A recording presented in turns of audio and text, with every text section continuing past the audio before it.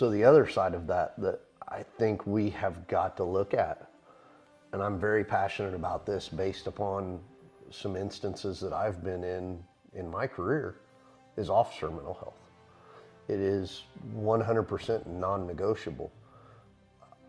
We have got to have something in place. I touched on this for the 30 to 45 seconds that I had during the League of Women Voters Forum, and I just want to say, I want all of the officers to know, I don't want to know your medical history or your medical information from a doctor. I want to know that you're in a good place, that you are fit to serve our community. And if you're not fit to serve our community because there's something going on, let's get you help to get you fit. Because they may have seen something very terrible. Yes. Or been involved in something very terrible. They may have responded on a call that involved a child that is similar in age to their child, or when they looked at them, it reminded them of their child, right? We've all been there. I have been there. Yeah. And that's something that they shouldn't have to carry by themselves. Everyone talks about police officers being these big, strong, tough guys, and we've painted ourselves over time into this corner where seeking out help with mental health is taboo. It makes you look weak. It's not something that the public wants to know you do. But me personally, as a taxpayer, I want to know that that officer, when I call them, they're in a good headspace. I think that that is something we have got to do. I think we have done a disservice to our officers by not making sure that they have that mental health that they need. And it doesn't have to be with a psychologist, right? If maybe they want to go speak with their clergy.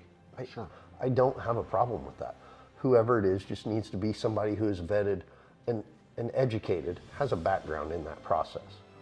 And then all I want them to do is let the office know, hey, Deputy so-and-so, they're good to serve. They're in a good place.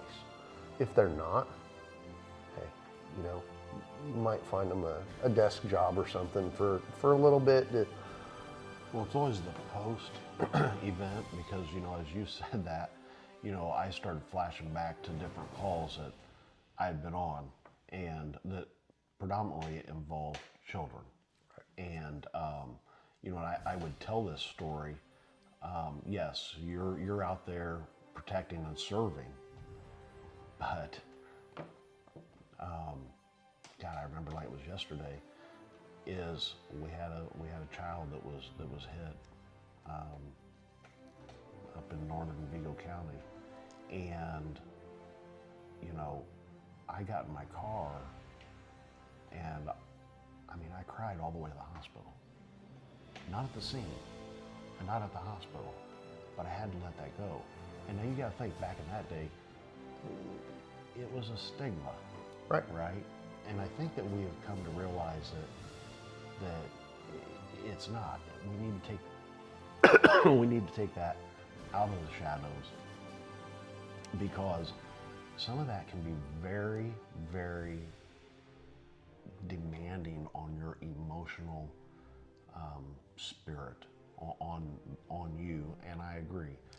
We see stuff that most citizens will never see in a lifetime. Right. And we have to deal with it. Yeah. And the thing of it is we deal with it, and then the expectation is there that we just shove it down and bottle it and go on to the next call like everything's okay. But we're all human. Right. And that's something that we have to focus on. Mental health just in general to me is not an option. It has to be focused on, and it has to be a priority for our community as well. It affects so many things, David. Yes. It affects so many things. And we've talked about that previously. It affects our jail population. It affects our officers. It affects so many elements that the sheriff is involved in. And I agree, that's huge. We've got to get a handle on it for all of our well-being. Yes, yes.